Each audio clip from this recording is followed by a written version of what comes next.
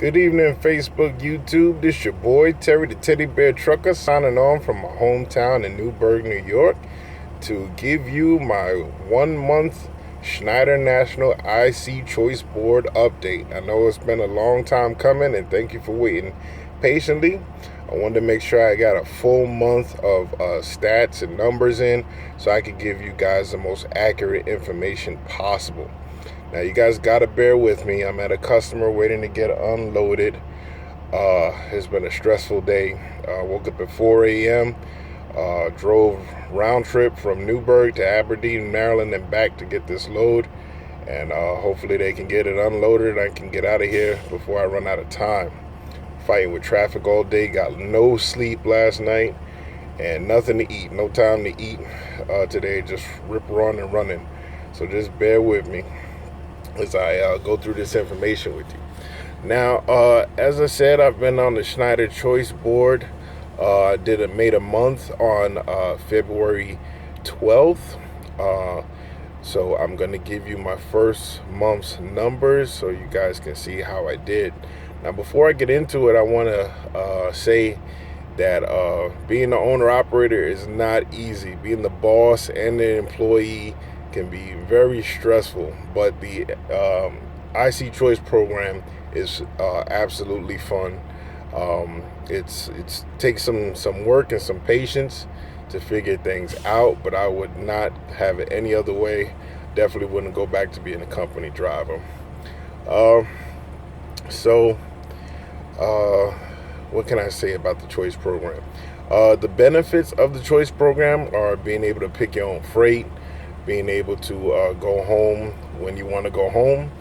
The cons of the Choice program are the expenses, of course, and also you have freedom to do what you want, but to an extent. You have to go where the loads pay, and it's definitely a learning curve. I am still figuring things out. I'm still learning how to pick my loads and make sure my expenses don't get too high, so I can take home a decent net profit. I'm still fine-tuning my load choices as well as my fueling, because fueling is right now is my biggest expense besides the truck payment. So let me just get into some numbers here. I know you guys have been wondering how Schneider's truck payment and the expenses break down, so I'm gonna go over my weekly fixed costs with you guys. So my truck payment is $821.27 a week, and there's also an additional $135 that's being taken out for maintenance escrow, and that they take that out weekly until the escrow account reaches $10,000. And you can basically use that for maintenance of your truck, PMs, parts, and anything you need mechanically done on the truck. So those two expenses together make my weekly truck payment $956.27, and that's just for the truck. Now, I also have insurance and registration. We have bobtail insurance, was basically just for when you're driving the tractor without a trailer. That is $805 a week. Physical damage insurance is $111.47 per week. Property damage insurance is $3.95 a week. Cargo insurance is $1.58 a week. And I also have registration and plates that they charge weekly for, and that is $32.28 a week. And lastly, I've chosen to use ATBS for my accounting and basically keeping track of how I'm doing financially. They'll also be doing my quarterly tax statements and my year-end tax return, and they charge $18.17 a week, which is tacked on to my truck payment. So total weekly fixed costs are $1,164.92 every week. Now, with that being said, that is just the fixed cost for the truck itself. That does not include money I spend on fuel. It doesn't include any anything I have to get done in terms of the load. Like Schneider, as owner operators, they don't pay for our CAT scales. So that doesn't include, I have to come out of pocket for CAT scales. Schneider will pay the tolls. They give it an easy pass that with the truck. There are certain tolls that they will not pay for, though, and I believe that's the Indiana and Ohio Turnpike. They won't pay for those tolls, and if we take the Oklahoma Turnpike, they won't pay for it, but they'll reimburse us if we use it. But that's the only one we get reimbursed for. Anything, if we use the Indiana and Ohio Turnpike, we have to pay those tolls. Everything else on the East Coast, that's where I run, they cover. So, my first month in business. So this is going from January 12th when I picked up my truck to February 12th, and actually February 13th, because that was the cutoff for the final pay period of the month. So January 12th to February 13th, here are my numbers.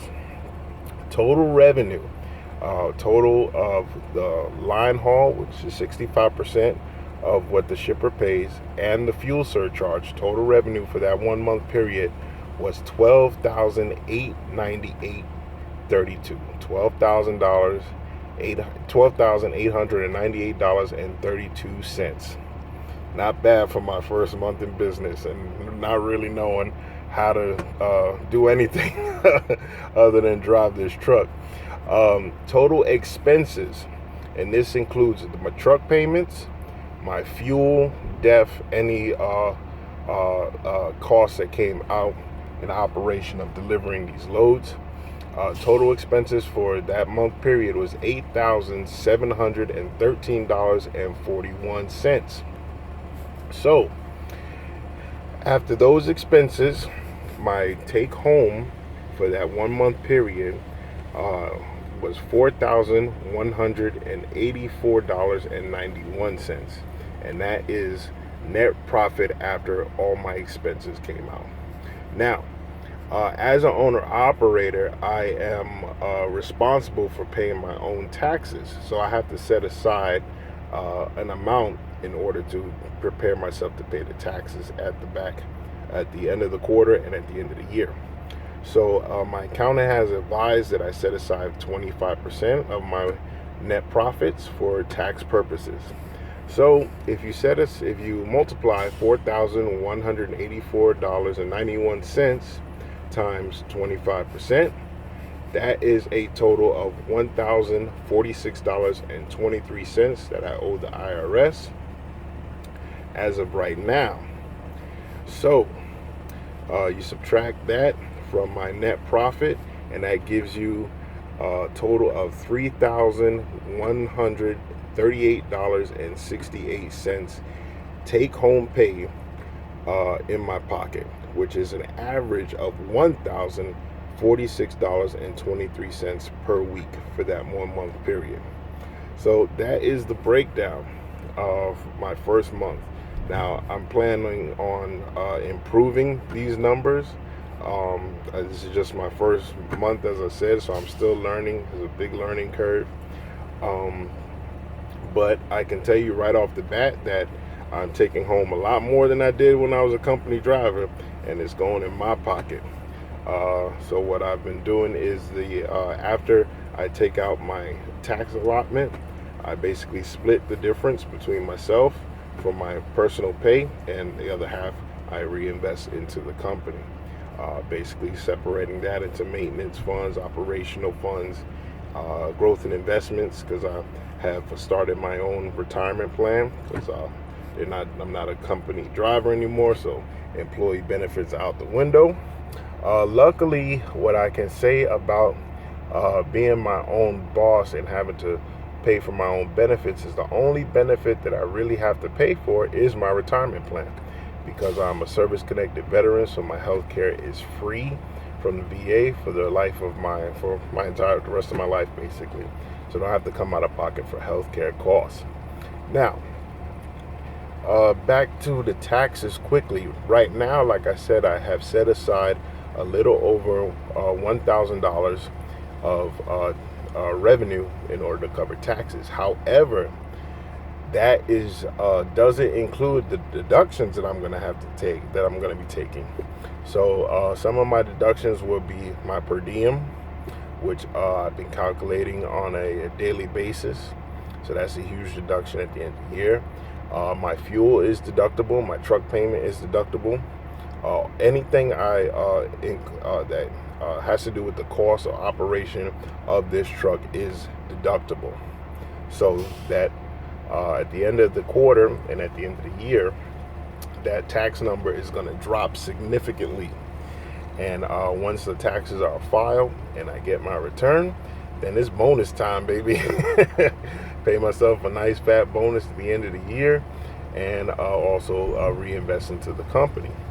So there is definite benefits to being your own boss and your own owner-operator with the IC Choice program. I absolutely love it. I would not go back to being a company driver if they paid me $1 million. And my plans for the future are just to keep progressing. I'm going to do another update in about 3 months, and then at my 6-month mark, so you can see basically how the company is progressing and how I'm doing, and hopefully these numbers will be greatly improved. So until next time, this your boy Terry the Teddy Bear Trucker signing off.